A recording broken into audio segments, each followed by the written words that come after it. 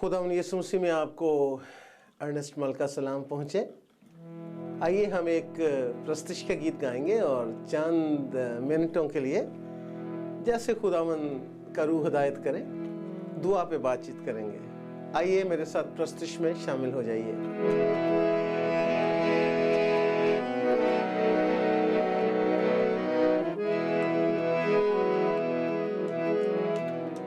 तेरे दर पर आए हैं, हाथ उठा कर करने दुआ, ये सुनाम में मांगते हैं, तुझ से हम यहोवा खुदा रूह का मसा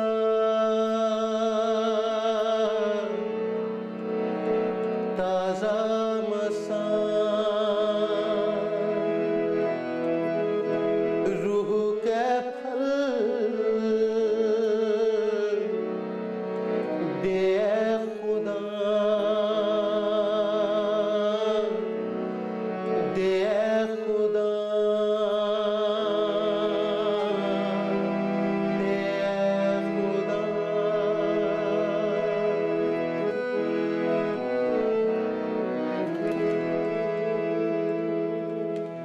हिकमतो खिर्द का रूह दे, फजल और सच्चाई का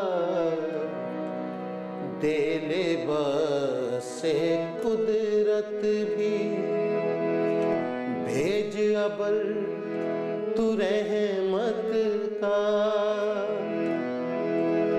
रूह का मसा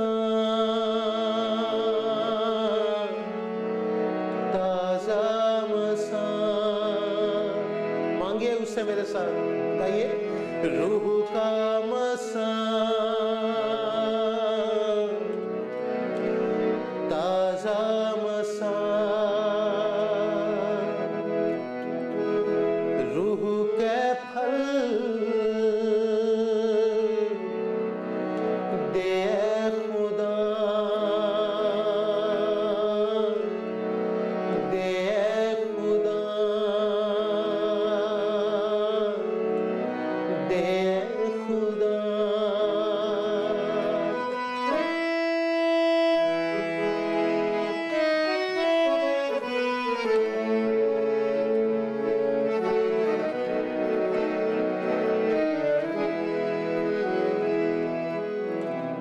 पहला दर्जा है तेरा, पहला वक्त भी है तेरा, पहला दर्जा है तेरा, पहला वक्त भी है तेरा, है बदन मक़दस तेरा, पहला माल भी है तेरा। गाइए मेरे साथ। रूह का मसा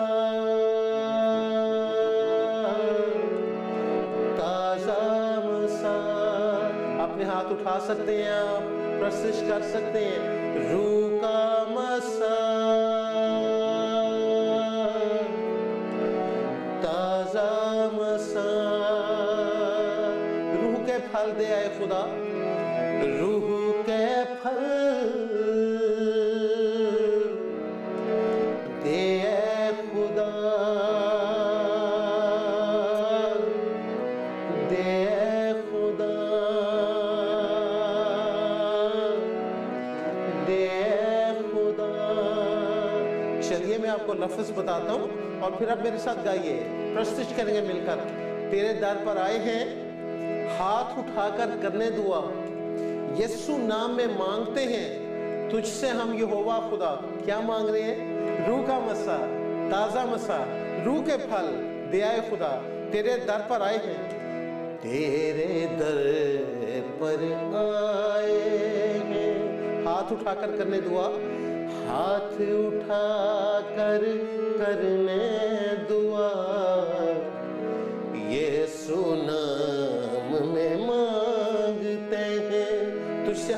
खुदा, तुझसे हम यहोवा खुदा। रूह का मसा, रूह का मसा, ताजा मसा, ताजा मसा, रूह के फल, रूह के फल दे आए खुदा, दे आए खुदा, दे आए खुदा, दे आए खुदा। मेरा ईमान है आपने इस गीत को एंजॉय किया होगा। दो चार बातें दुआ के हवाले से। देखिए, जब भी हम दुआ मांगते हैं तो हमने हमेशा यहोवा पाक खुदा से दुआ करनी है। आप कहेंगे पास्टर जी, भाई साहब इसका क्या हवाला है? तो यीशु मसीह ने अपने शागिर्दों को जब दुआ करनी सिखाई थी तो उन्होंने कहा था कि जब तुम दुआ करो तो कहा करो, आए हमारे बाप। सो दुआ किससे करनी है? बोलिए, बाप से। अब दूसरी बात है कि जब दुआ करनी है तो किसके नाम में करनी है? देखिए, कोई भी सेंट हो, कोई भी नबी हो, कोई भी बड़ा पहुंचा हुआ उस्ताद हो, पादरी हो, पोप हो, कोई भी हो, सब आते हैं, चले जाते हैं, मर जाते हैं।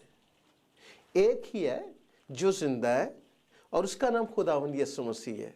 और उसने यूं कहा, जो कुछ तुम मेरे नाम से चाहोगे मैं वही करूंगा, ताकि बाप बेटे में जलाल पाए। अगर मेरे नाम से मुझसे कुछ चाहोगे तो मैं वही करूंगा।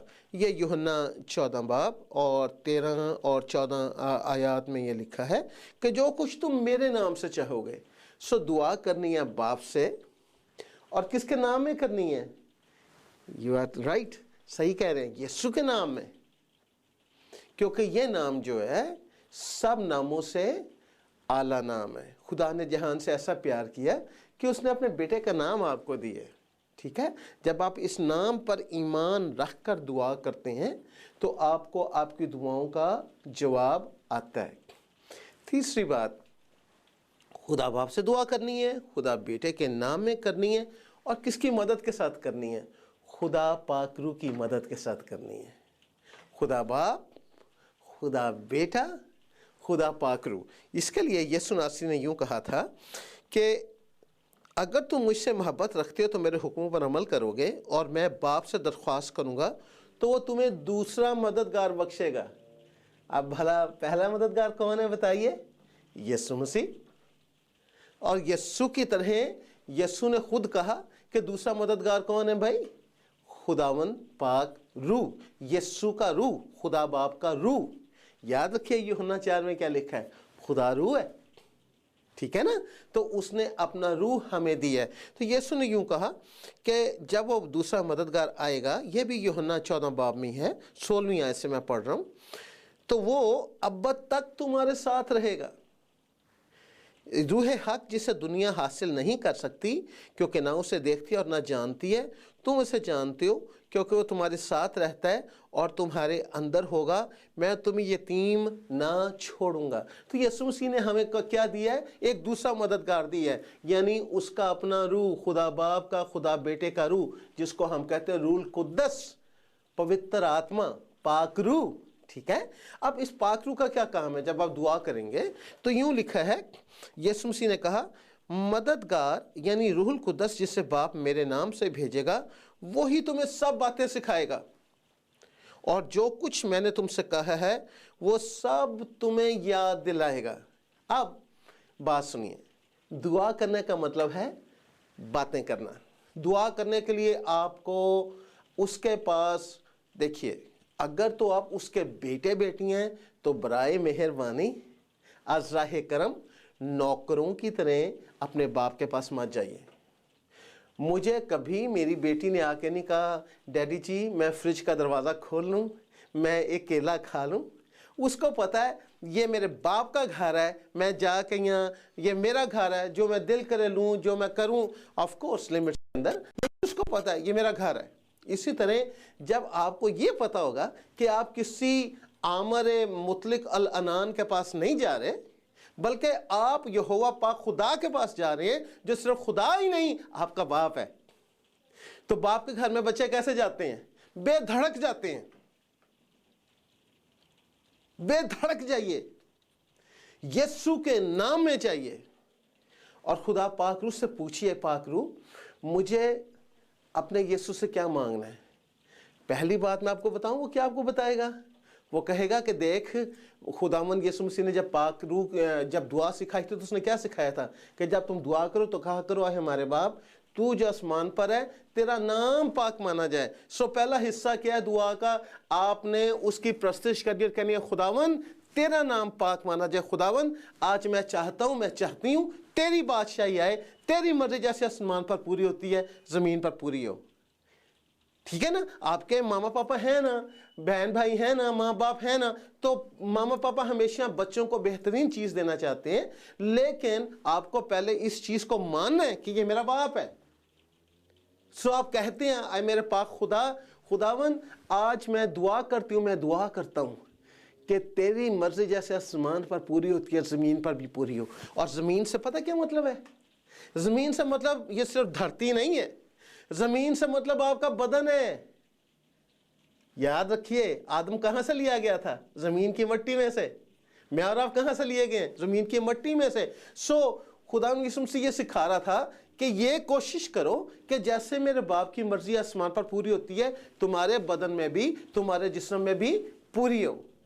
आमीन। जब आप उसकी मर्जी पूरी करेंगे, ये सुनकर अगर तुम मेरे हुक्मों पर अमल करते हो तो सब कुछ हो जाएगा। यूहन्ना 15:7 में क्या लिखा है?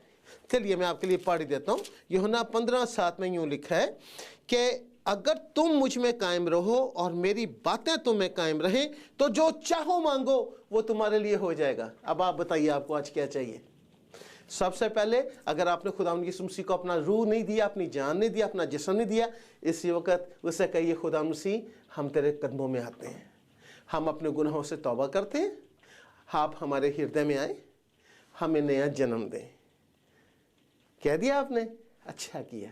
अब उसके पास बेधड़क जाइए और कहिए खुदा बाप, हम खुदावंद यीशु मसीह के नाम में तेरे सामने आते हैं, तेरा दिल से शुक्र करते हैं हर नेमत के लिए, हर बरकत के लिए, हर बख्शिश के लिए। और खुदावंद हम चाहते हैं कि तू आज हमारे दिल पर, हमारी जान पर राज करे। याद रखिए अभी जो मैं गीत गा रहा था क्या था? पहला दर्जा तेरा है यीशु, पहला वक्त तेरा है, ये बदन तेरा है, हमारा माल भी तेरा है, सब कुछ उसे दे दीजिए। क्यों? कलाम में लिखा है कि मत्ती 6:33 में क्या लिखा है याद आपको? वहाँ लिखा है अगर तुम खुदा की बादशाही की तलाश करो और उसकी रास्तबाजी को ढूंढो तो ये सारी चीज़ें तुम्हें मिल जाएंगी।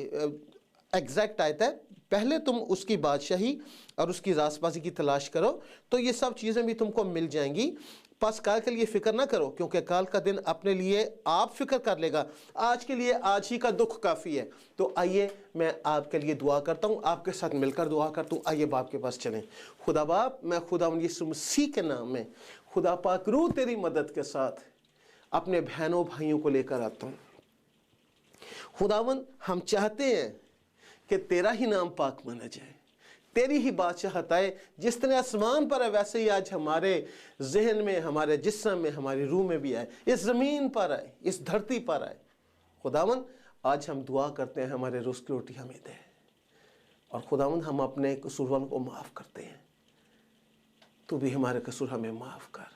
खुदावंद आज हमें आज़माइश में ना पड़ने देना, बल्कि बुराई से बचाना। हाँ खुदावंद, अब हम अपनी दरख्वास्तें मुनाजातें लेकर तेरे सामने आते हैं। हम तेरे नाम को मुबारक कहते हैं कि तू आज हमें बरकत देगा। हम तेरे नाम को मुबारक कहते हैं कि तू हमारी रहनुमाई करेगा। हम तेरे नाम को मुबारक कहते हैं कि तू हमारी हिफाजत करेगा। हम तेरा शुक्र करते हैं। और आज जो जो हमारी दरख्वास्तें हैं, तू तो हमारा बाप है, तू पहले से जानता है। हम आज तेरी बादशाही की तलाश करेंगे, तेरी रास्तबाजी को ढूंढेंगे, और ये सारी चीज़ें जिनकी हम रिक्वेस्ट कर रहे हैं हमें ज़रूर बाज़रूर इनाम में मिल जाएंगी। यीशु मसीह के नाम में आमीन।